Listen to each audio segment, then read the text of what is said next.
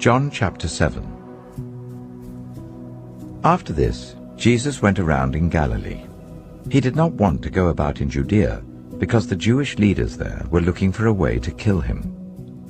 But when the Jewish festival of Tabernacles was near, Jesus' brothers said to him, "Leave Galilee and go to Judea so that your disciples there may see the works you do. No one who wants to become a public figure acts in secret. Since you are doing these things, show yourself to the world." For even his own brothers didn't believe in him. Therefore Jesus told them, "My time is not yet here. For you, any time will do. The world cannot hate you, but it hates me because I testify that its works are evil. You go to the festival. I'm not going up to this festival because my time is not yet fully come." After he had said this, he stayed in Galilee. However, after his brothers had left for the festival, he went also, not publicly, but in secret. Now at the festival the Jewish leaders were watching for Jesus and asking, "Where is he?" Among the crowds there was widespread whispering about him. Some said, "He is a good man." Others replied, "No, he deceives the people." But no one would say anything publicly about him for fear of the leaders.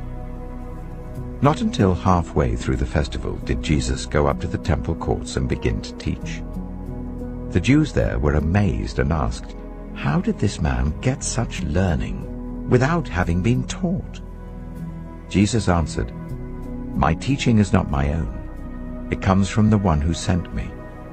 Anyone who chooses to do the will of God will find out whether my teaching comes from God or whether I speak on my own. Whoever speaks on their own does so to gain personal glory. But he who seeks the glory of the one who sent him is a man of truth. There is nothing false about him.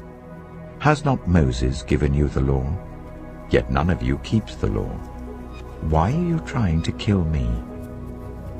"You are demon-possessed," the crowd answered. "Who is trying to kill you?" Jesus said to them, "I did one miracle, and you are all amazed.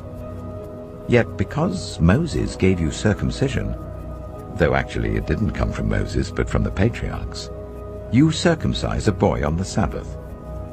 Now if a boy can be circumcised on the Sabbath, so that the law of Moses may not be broken, why are you angry with me for healing a man's whole body on the Sabbath?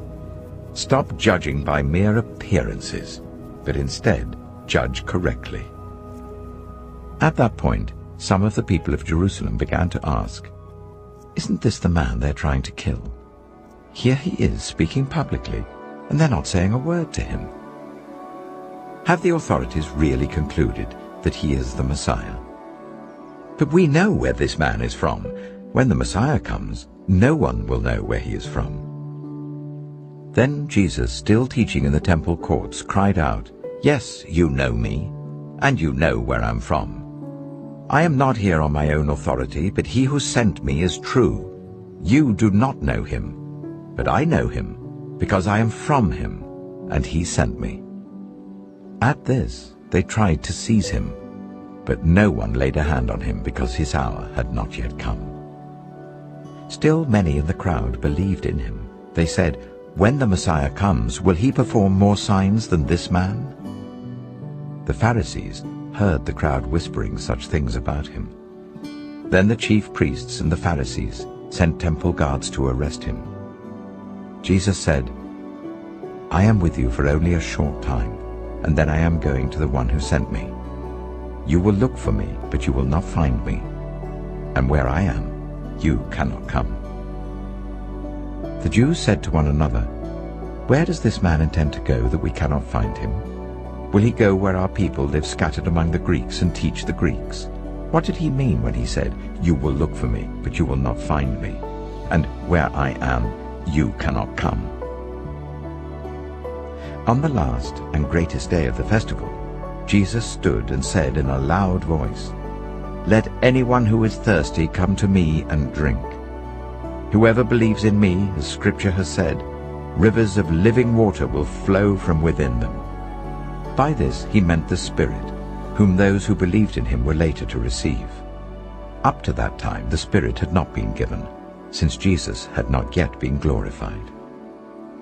On hearing his words, some of the people said, "Surely this man is the prophet." Others said, "He is the Messiah." Still others asked, "How can the Messiah come from Galilee? Does not Scripture say that the Messiah will come from David's descendants and from Bethlehem, the town where David lived?" Thus the people were divided because of Jesus. Some wanted to seize him, but no one laid a hand on him. Finally, the temple guards went back to the chief priests and the Pharisees, who asked them, "Why didn't you bring him in?" "Well, no one ever spoke the way this man does," the guards replied. "You mean he has deceived you also?" the Pharisees retorted. "Have any of the rulers or of the Pharisees believed in him? No. But this mob that knows nothing of the law, there is a curse on them." Nicodemus, who had gone to Jesus earlier and who was one of their own number, asked, "Does our law condemn a man without first hearing him to find out what he's been doing?" They replied, "Are you from Galilee too? Look into it, and you will find that a prophet does not come out of Galilee."